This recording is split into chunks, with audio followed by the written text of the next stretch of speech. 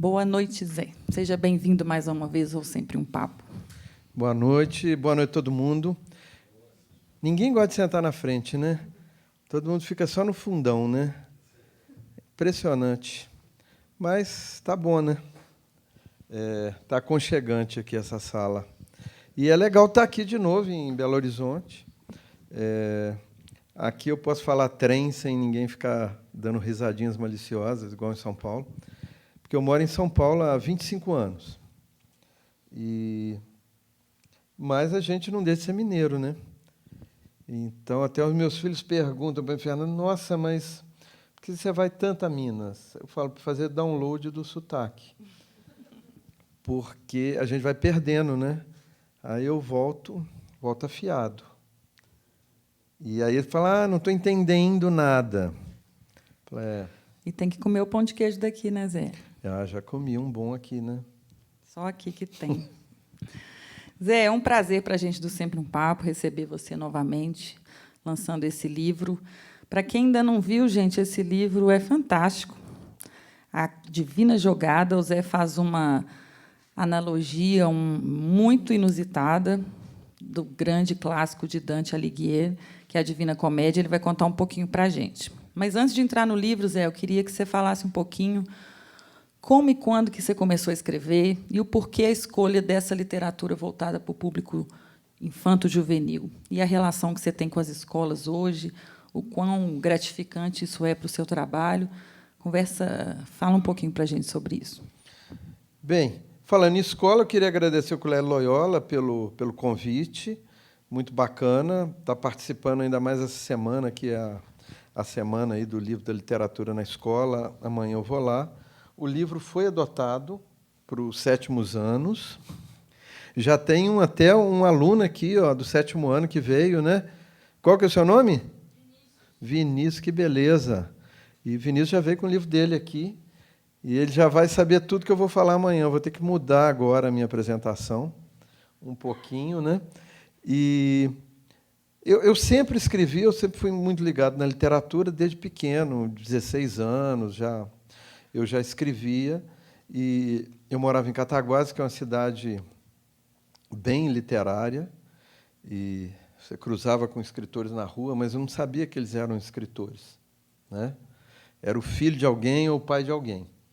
E quando eu mudei para Cataguases, que eu tive acesso a uma biblioteca pela primeira vez, que eu sou de cidades ainda, passei por cidades muito menores. A minha, Santana de Zé, tem 3.000 habitantes. Ou 2.997, quando a minha família mudou. E aí eu comecei a trabalhar com literatura, mas editando. E depois eu fiz comunicação e acabei seduzido aí pelo vídeo. Eu fiquei muitos anos trabalhando com documentário. Tem aí o Roberto e o Jean aí, que são testemunhas desse período, né? E depois, quando nasceu meu primeiro filho, em 95, aí que eu me animei com essa coisa de escrever para criança. Filho em casa, aquela coisa toda, isso voltou. E aí eu só publiquei em 2005. Então, eu fiquei 10 anos nesse processo de estar aprendendo como escrever para criança, para jovem, que é difícil a beça, e os filhos dão uma ajudinha, né? Os filhos, os professores, essa coisa toda. E eu fui organizando os primeiros livros. Foi uma luta, é um mercado muito fechado. Muito fechado, demorei alguns anos para poder entrar. Em 2005 saiu o primeiro, que chama O ABC Quer Brincar com Você, que é um livro para quem está se alfabetizando, uma brincadeira em cima das letras, da forma das letras. E aí a coisa foi, eu agarrei nesse negócio, estou aí. Zé, a linguagem para esse público é uma linguagem bem específica. Você teve alguma dificuldade no decorrer desses anos para chegar nesse formato de coerência, né? Porque eu acredito que é uma linguagem que tem que ser muito clara, muito objetiva e muito mais próxima da realidade deles do que uma linguagem mais adulta, né? Eu penei um pouco, porque no começo a gente começa a usar muito diminutivo, fica aquela coisa toda doinho, e a criança é muito mais esperta que isso. O bom é que a gente tem uma literatura infanto-juvenil de primeira. né? Então, você tem Ziraldo, você tem Ana Maria Machado, você tem Eliardo França, você tem Ângela Lago, Mary França. Só estou nos mineiros aqui, né? E então isso é uma escola muito legal da gente estar lendo. Eu aprimorei muito com a leitura, mas a gente tem que pegar essa linguagem de novo, recuperar essa criança da gente, né? E isso demorou. Pelo menos para mim foi muito penoso. Bartolomeu Queiroz, não, o cara já nasceu escrevendo e não sei se é assim, né? Mas quando a gente lê, é uma facilidade o texto dele, mas todo texto fácil atrás está um grande trabalho, né? E foi assim, né? E a cada livro a gente vai aprendendo, né? E aí já cheguei no 30º livro aí com a Divina Jogada. E a relação com as escolas? Teve outras escolas ao longo desses anos que adotaram seus livros também, assim como o Colégio Loyola aqui? Como que é essa relação e esse contato com os alunos? Olha, eu sou muito ligado à escola, sou filho de professora primária, então eu acostumei com essa coisa da escola, tocava aí o sino, ia todo mundo embora e eu ficava, que a minha mãe ficava, eu ficava lá fazendo dever, acompanhava o rito escolar lá todo da minha mãe. E então eu só vi um autor mesmo de verdade assim, que foi o Ziraldo, eu já era adulto, né? Porque lá no interior não tinha essa coisa do autor aparecer. Realmente é muito difícil. Hoje em dia, os últimos 10 anos, principalmente, essa coisa fortaleceu muito do autor e a escola, e isso tem um impacto muito legal para o aluno, né? Para o aluno ver que o autor, a autora, uma pessoa como ele, né? Gera uma proximidade e, a partir dessa proximidade, tem um incentivo aí para a leitura ou até para a escrita.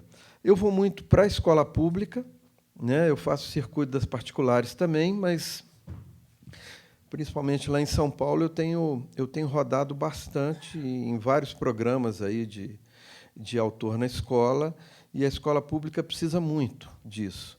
E eu entrei num projeto, ano passado, muito legal, que chama Cidade da Gente, onde, dentro desse programa, assim, Escrevendo com o Escritor, a editora escolheu 5 cidades, a cidade mineira foi Paracatu, e os alunos da escola pública faziam redações sobre a cidade e eu depois fazia o texto final do livro. Então, isso foi uma experiência muito bacana. Porque, por exemplo, em Paracatu, a escola escolhida foi uma escola rural, e os alunos fizeram as redações sobre os temas, né, do patrimônio da cidade. E, então, foi uma experiência bacana de estar fazendo esse livro junto com eles, autografando junto com eles. E agora, por uma sorte enorme, eu fui chamado para fazer o livro de Araxá, que o Sempre um Papo também produz o FLI Araxá, né, que é um dos principais festivais de literatura de Minas, e é uma cidade que eu já estou conhecendo um pouquinho, né? Então está sendo muito legal estar lá nas escolas de Araxá, trabalhando dia a dia, e recebi, antes de vir aqui para Belo Horizonte, um pacote com isso aqui de redação para começar a escrever o livro. Zé já está virando um cidadão araxaense, né, Zé? Uai, quase. Quase. Vamos falar um pouquinho agora da adaptação. Esse não é o seu primeiro livro que foi adaptado de um clássico. Por que essa escolha e por que Dante? Então, essa coisa da adaptação, eu vivi, né, fui beneficiado, né, quando criança, jovem leitor, por essas adaptações que me fizeram aí alcançar a literatura universal, né? A adaptação do Robinson Crusoe, Robin Hood, o Monteiro Lobato fez umas adaptações muito legais. Ele fez Dom Quixote das Crianças, ele fez Hans Staden.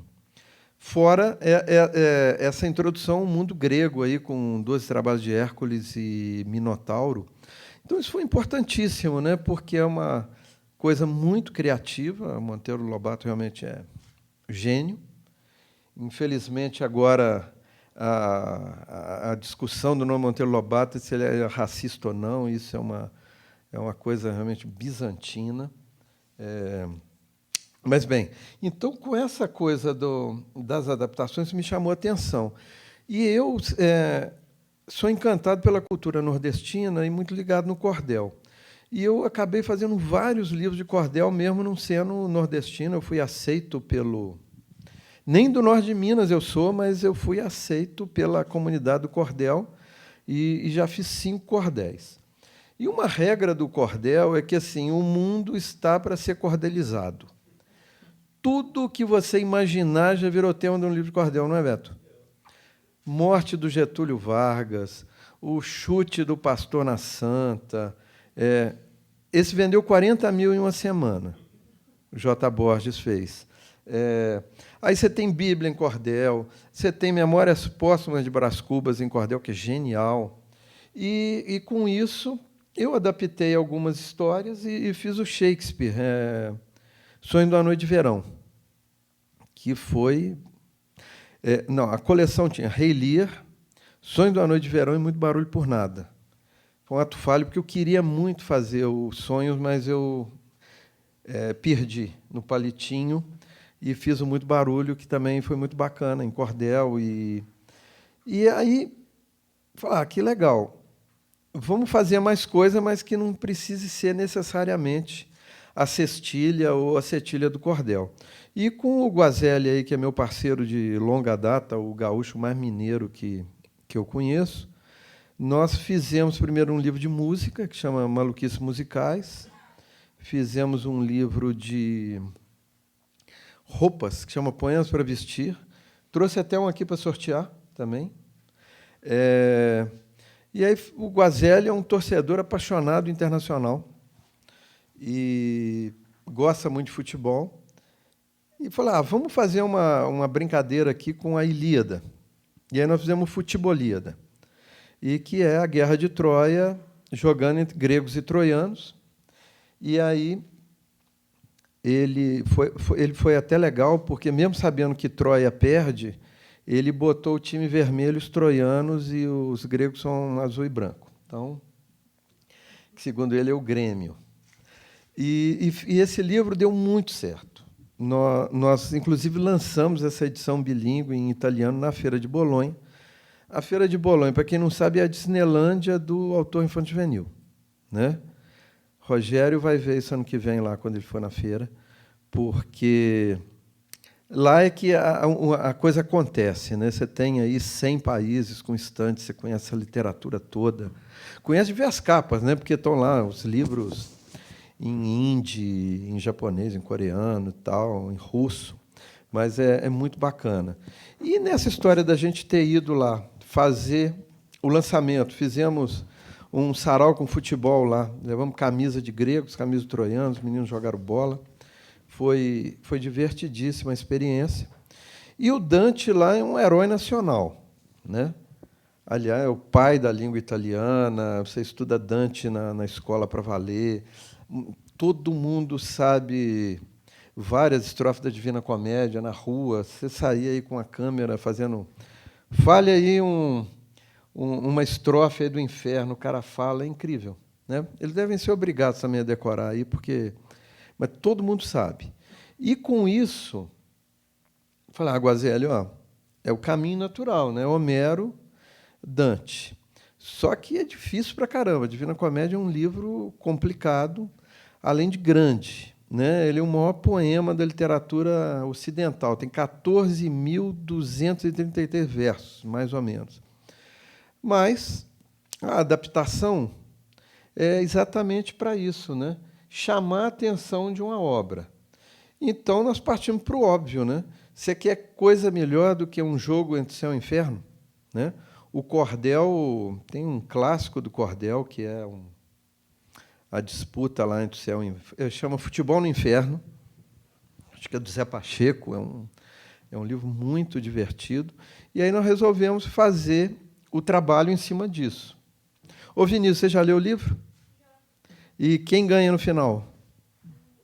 O céu, né? O bem vence o mal, né? A ideia do Dante era essa, né? E então são 3 jogos, é uma melhor de 3. Porque então essa jornada espiritual que o Dante faz em uma semana, né? Que ele entra numa caverna lá no início da Semana Santa e sai depois aí de é uma grande viagem, né? O cara realmente era um gênio, porque ele foi muito longe de fazer toda essa mistura que ele fez nessa composição aí dos personagens. E eu já passei muito medo na infância, porque uma vez me caiu uma, sei lá, uma adaptação da Divina Comédia, mas com as ilustrações do Gustavo Doré, que são tenebrosas, assustadoras. Então, ainda é muito vívido. Aí eu falei, já sofri tanto aí com isso que eu vou ganhar um dinheirinho agora, né? Com isso. E aí fomos fundo na Divina. E a ideia, então, foi fazer um jogo de futebol, né? Um Cruzeiro e Atlético aí, infernal. Uma melhor de três, né? Inferno, Purgatório e Paraíso. Então, dentro da adaptação, a gente foi fiel aos personagens, né? Então, só está no inferno quem ele colocou, né? No início tinha pensado em botar Lampião, Barrabás, Eduardo Cunha, mas não mexi com isso. Só botei quem o Dante nomeou.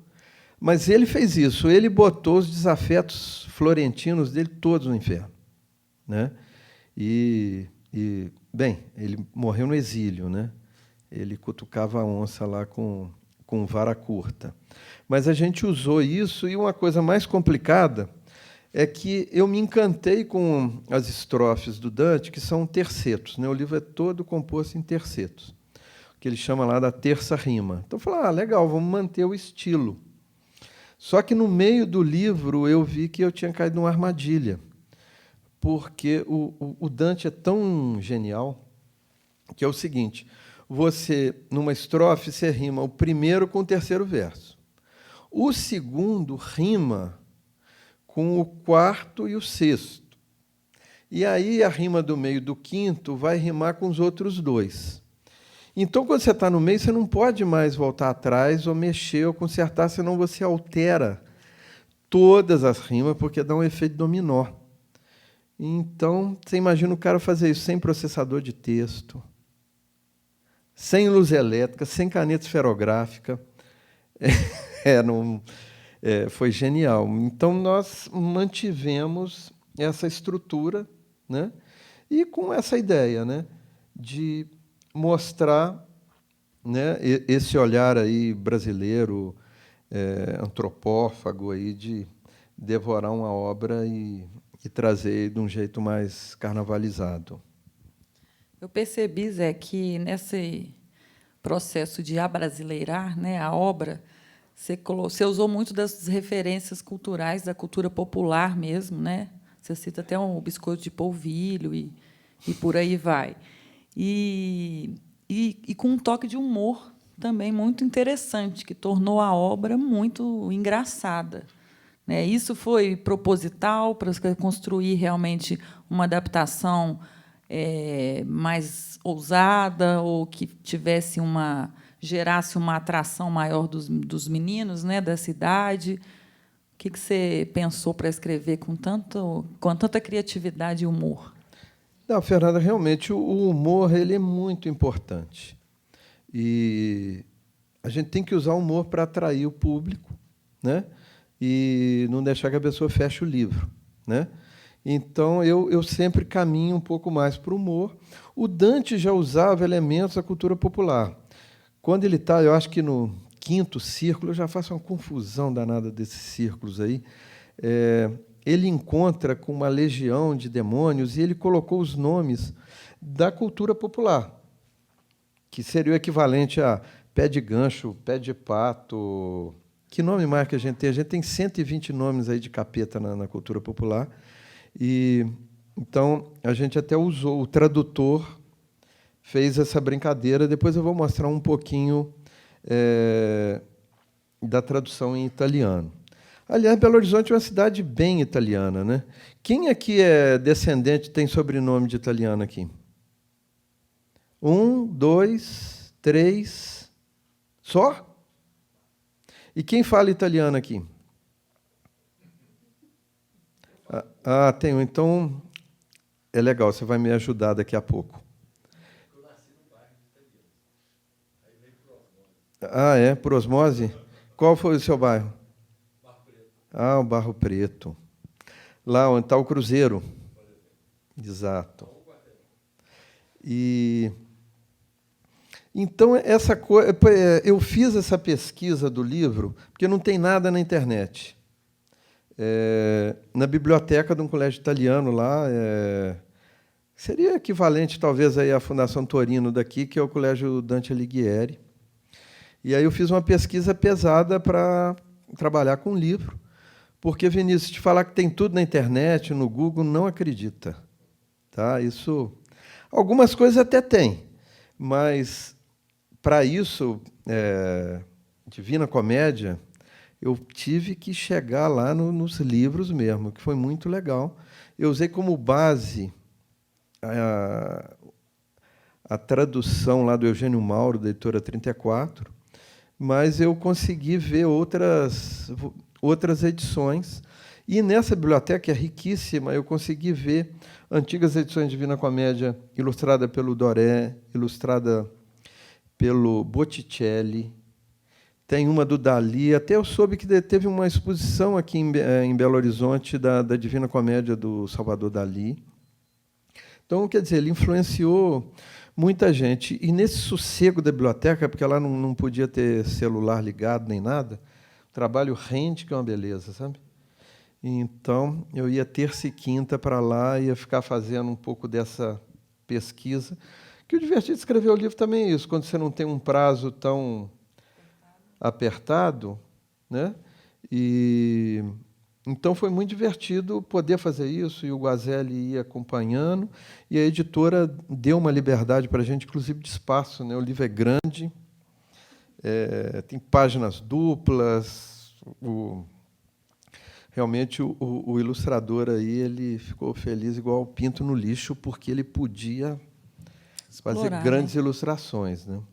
Falando um pouco disso, Zé, como é que foi esse processo, vocês dois juntos aí nesse meio a meio? O texto vinha antes e depois ele ilustrava aquela página, ou ele foi escrito todo de uma vez e depois ele ilustrou? Como é que vocês se dividiam nesse trabalho? Olha, eu já trabalhei de diversos jeitos. Ele gosta mais de receber o texto pronto e aí começar a fazer. Todo, né? Todo. Porque o livro infanto-juvenil ele tem essa característica, né? Ela é uma construção conjunta do ilustrador com o escritor, né? Não tem, os dois são autores, né? A gente até divide o direito autoral. E isso é que pesa, porque realmente metade do livro é ilustração, até mais, né? E ele já conhecia muito que ele é fã do Gustavo Doré, então ele já conhecia muito, ele já foi pensando. E ele ficava me mandando coisa. Um dia ele me mandou lá um busto do Dante com a camisa do Cruzeiro, muito engraçado. Embora o Dante deveria ter sido torcedor da Fiorentina, né? Nasceu em Florença.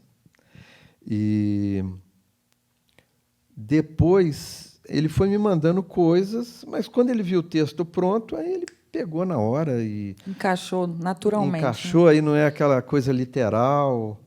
E eu achei o resultado do trabalho, tanto que ele foi indicado ao Prêmio APCA, foi finalista.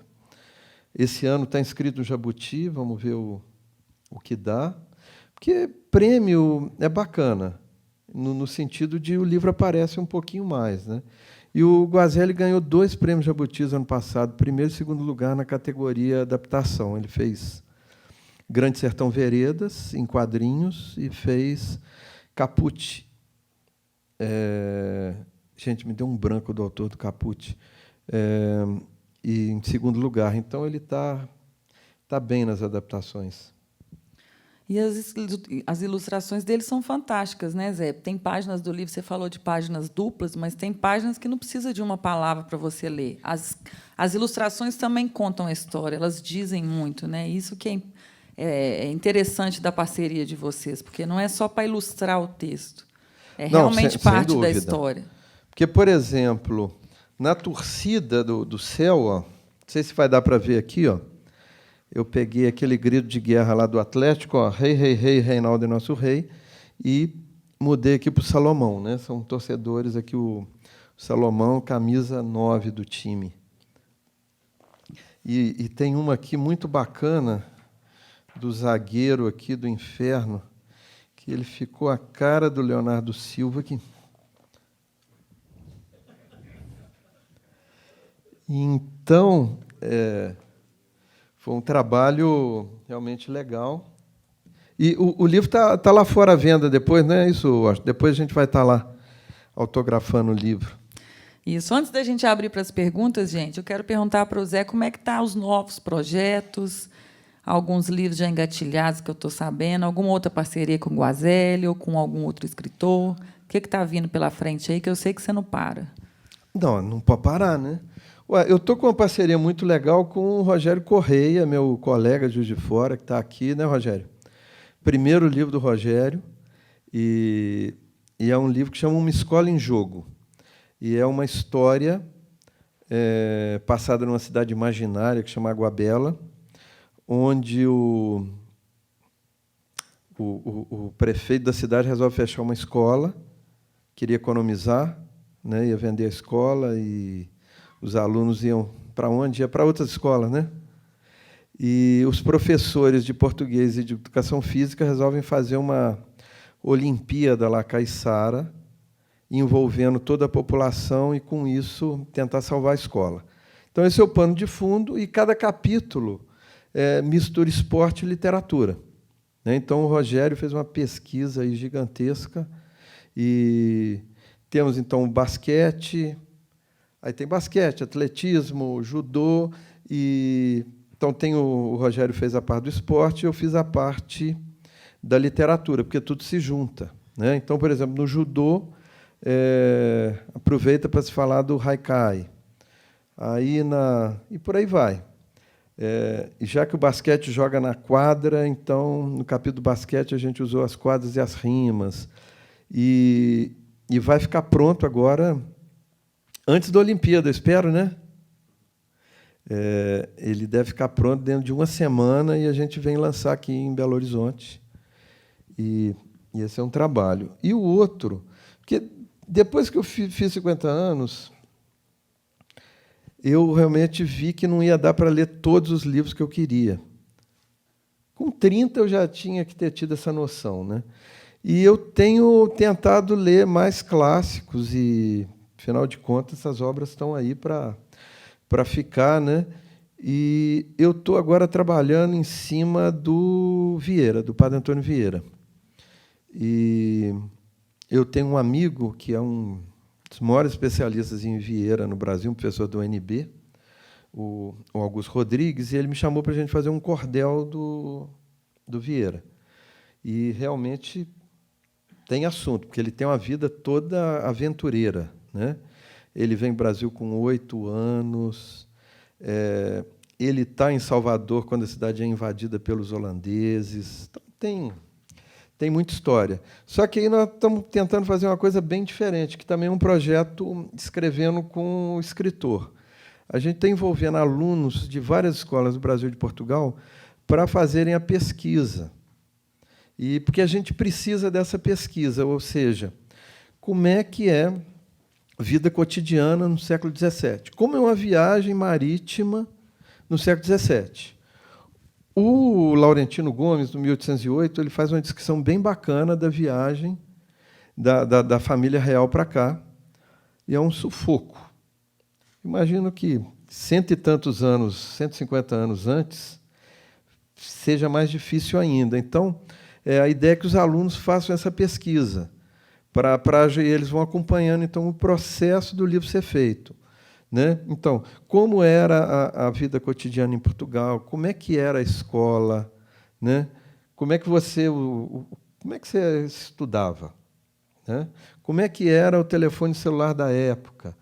Rende, esse assunto é bem bacana. Então, vai ser esse projeto colaborativo. Ele está pegando 3 escolas que ele conhece lá, jesuítas de Portugal, e eu estou vendo essas escolas aqui no Brasil, não só jesuítas, mas vou aproveitar que conta essa novidade amanhã lá no Colégio Loyola também. Que bom. Vamos lançar aqui no Sempre um Papo, viu, Rogério?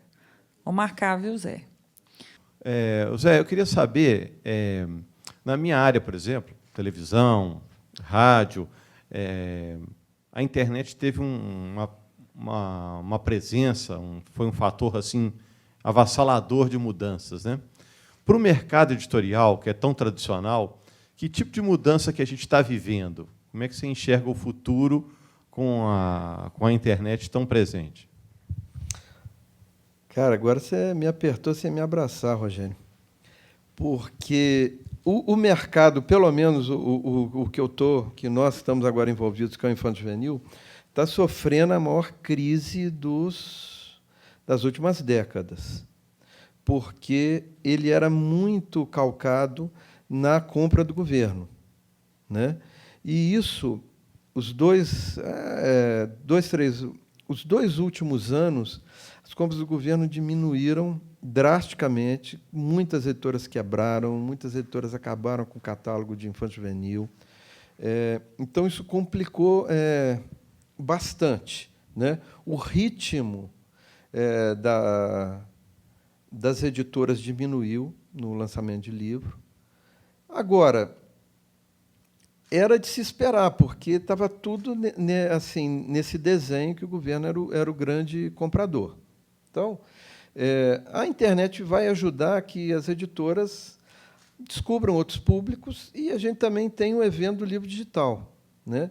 Eu acho que a grande contribuição é essa descoberta que existe o livro digital, que o livro digital não concorre com o livro físico, são coisas bem diferentes, e pode ser uma alternativa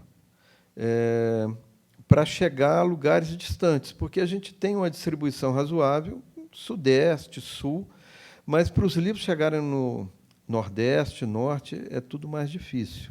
Então, sem dúvida que internet, e-book, essa coisa toda, vai estar agora cada vez mais presente. Me chamou um pouquinho a atenção também que em alguns trechos, né, você coloca algumas coisas com relação a santos, a musas gregas, a arcanjos. Você quis fazer algum tipo de relação com relação à questão da religiosidade, né, mitologia grega, até a espiritualidade nessas questões também que você cita? Não, é porque todos eles são personagens do Dante, né, dentro dessa cosmovisão medieval, aonde tudo isso convive, né? Então, por exemplo, quando ele, no começo da jornada, ele encontra os grandes sábios que estão todos no limbo, né? Eles não chegam ao paraíso porque eles não eram cristãos. Então está lá Sócrates, Aristóteles, está todo mundo lá ainda esperando ser chamado. Eu fiz uma lista dos personagens para montar os times, né? Então, o Dante no Inferno ele põe mitologia grega, Bíblia, personagens históricos e personagens de Florença. Então, o personagem de Florença era mais difícil, mas o resto eu mexi e montei o time. No time do Paraíso, aí já fez um time misto, né? As mulheres estão lá presentes, provavelmente a Santa Luzia, né? Tem uma grande visão de jogo, eu jogava no meio-campo. Aí tinha a Beatriz, aí foi essa brincadeira. Para aí o jovem depois vai acabar descobrindo, tem as adaptações, porque para ler a Divina Comédia mesmo, o inverso, só adulto. Mas, Vinícius, tem duas adaptações em prosa muito legais, uma da Cecília Casas e outra do Luiz Galdino, que então, ele leu e transformou tudo em prosa, então você entende toda a história, como acontece, e a gente vai caminhando aí no clássico. Mas a preocupação do Dante, do livro, é toda religiosa, né? Tanto que ele tem essa fixação no número 3. Né? O número 3 é o número de Santíssima Trindade. O livro está todo baseado no número 3. Ele tem 3 partes, 3 canos: inferno, purgatório e paraíso. Todas as estrofes têm 3 versos. Aí vai. O pessoal do ocultismo aí adora... Eu nem entrei nessa seara, mas aí, quer dizer, cada um acho que quer numa leitura, né? E aí associam o Dante aí aos Illuminati, etc. e tal, por causa dessa questão toda numerológica. Mas, então, ele tem essa coisa toda da busca da espiritualidade, desse amor divino representado pela Beatriz, né? Que aí ele tem aquele célebre verso, o amor que move o céu e as outras estrelas, mas não é o nosso amor, esse é o amor a Deus. E é um verso belíssimo. E então, quer dizer, o pano de fundo, toda a obra dele é religioso. Fugindo um pouquinho da literatura infanto-juvenil, eu pergunto aí por uma outra vocação sua, que é a poesia. Como é que ela anda? Ela continua correndo na veia? Há trabalhos aí nessa área? Como é que está a poesia na sua vida? Ela anda bem, tanto que 2/3 dos meus livros infantis são de poesia, né? Eu mantive essa coisa, só que buscando a poesia para criança, né? E mesmo a poesia, vamos dizer, lírica, né?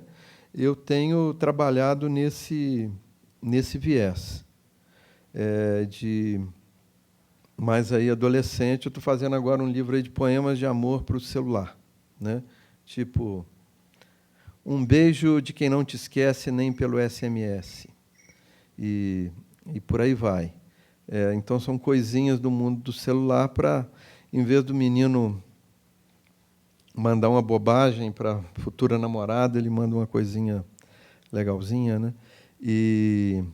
Porque isso influencia. Eu fiz uma pesquisa. O que as meninas não gostam de receber de mensagem é mensagem com erro de português. Olha que legal. Né? Eu te amo com I, TI. Não dá, né? O candidato já perde pontos, né, Fernanda? Já perde totalmente. Você nem responde, né? Mas então, Marcelo, acho que é isso. A poesia está sempre aí. Esse livro que eu estou fazendo com o Rogério, da minha parte, ele é um manualzinho de poesia para o professor usar em sala de aula. E eu vou depois querer ler um pouquinho aqui do poema para vocês, se vocês permitirem. Só aproveitando que o Marcelo falou de poesia, conta um pouquinho dos saraus que você faz lá em São Paulo, da Kombi, esses outros projetos paralelos que você faz, que é poesia pura também, né, Zé? Então,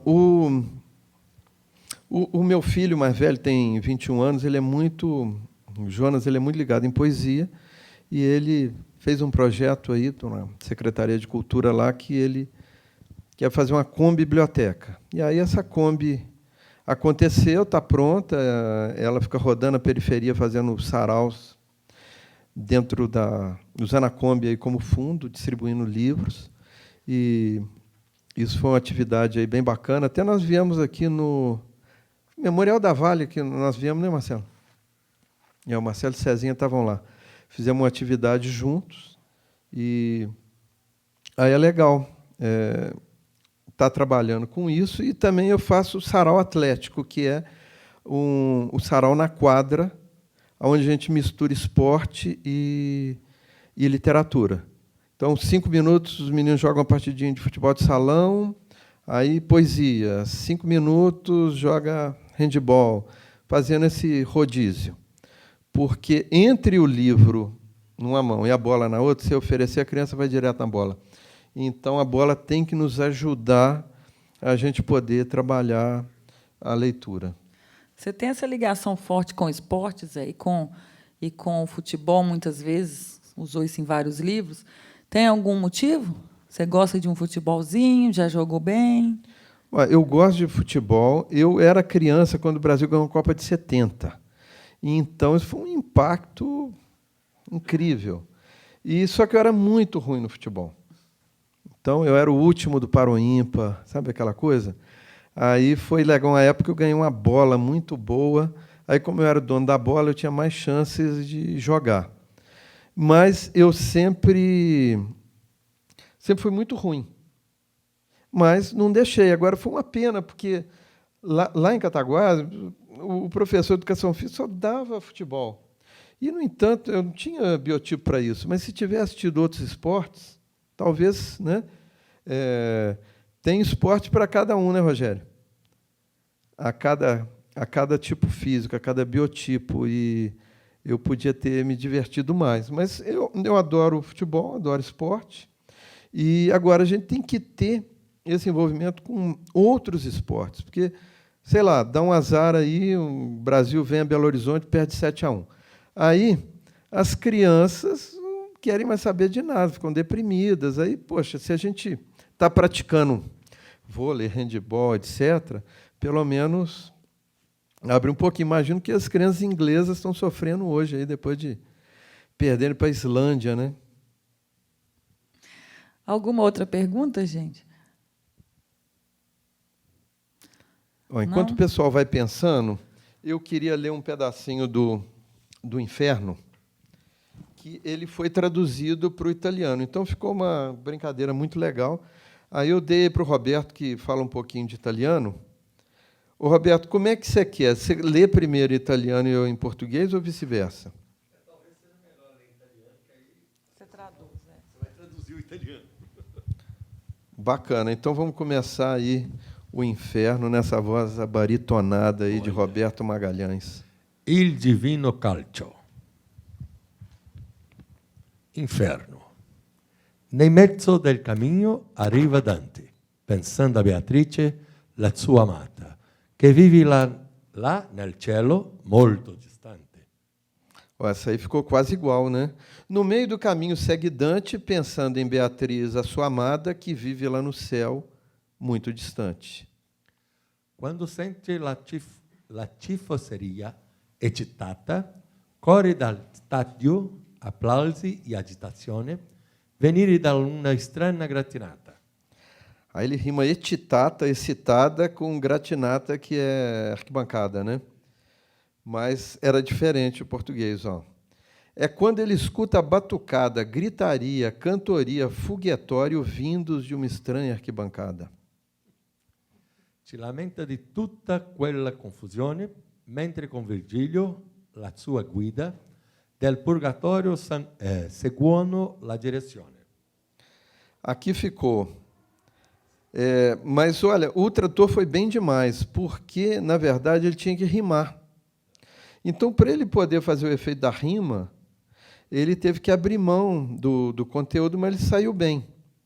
Se queixa do irritante falatório com Virgílio, que é seu mestre e guia, e o conduz em direção ao purgatório.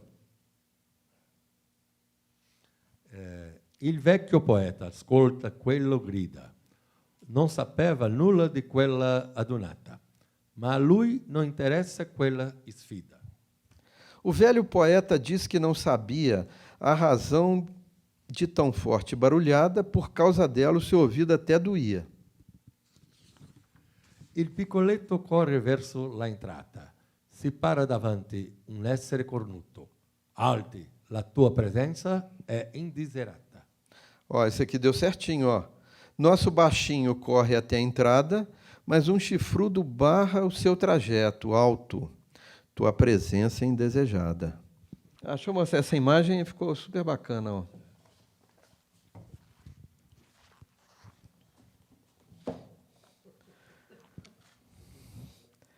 Está o guardião ali que não deixa o pessoal avançar, a não ser que ele faça uma adivinha aí no modo da esfinge. Vai lá. A meno che tu non sia così astuto da non cadere in questo tranello e rispondere giusto in un minuto. Ao menos... Então, ó, alto lá, sua presença é indesejada, né? A menos que seja bem esperto, decifrando essa difícil perguntinha num minuto, que esteja tudo certo. Oh Dante, ecco, l'indovinello. Cosa c'è nel mezzo della porta? Pensa bene, non ci sarà pelito.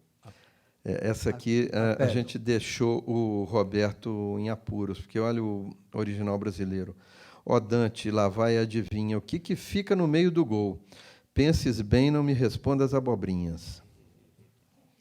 E o que é a gente que fica no meio do gol?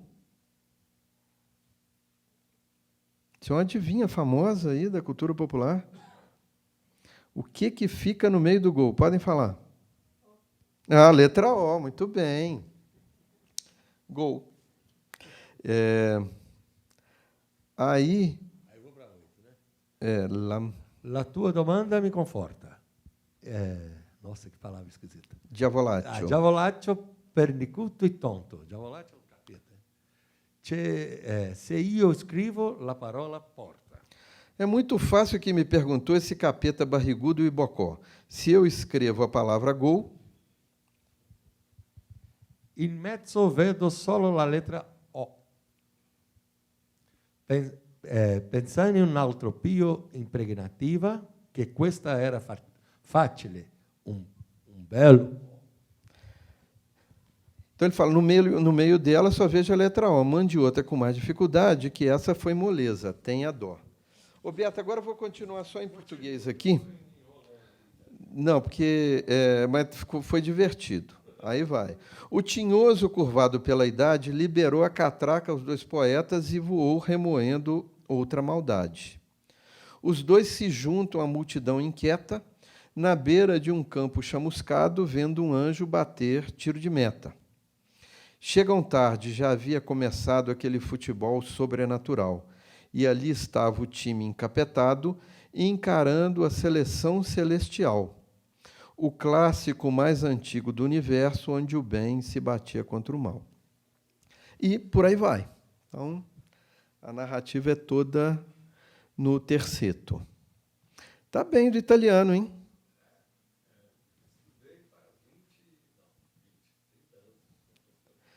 E você é ex-aluno do Colégio Loyola também? Beleza, hein? Mais alguma outra pergunta? Vamos sortear os livros, então, Zé? Você vai sortear um e eu vou sortear o outro. Tá bom. Você quer falar mais alguma coisa, Zé? Eu queria agradecer aqui vocês que saíram de casa nesse frio todo para a gente bater esse papo. Foi muito legal. Amanhã... Quem é do Loyola aqui? Só vocês dois? Você também? Ah, tá. Então tá na comunidade. Amanhã a gente vai estar lá conversando um pouquinho mais, eu participando no encontro, né, com os alunos. E então estou esperando voltar, que agora o compromisso com o Dante está cumprido. Agora o compromisso é com o Rogério, que nós temos que lançar esse livro aí, né, Rogério? E agora... Eu queria... então, ainda tem 5 minutinhos? Claro, quantos minutos você quiser. Não, agora nós vamos aproveitar aqui para... Cadê o microfone? Porque está cheio de escritor aqui, né? Então, o Marcelo está fazendo um livro super legal, digital, sobre a cachaça de Salinas. Não é isso, Marcelo?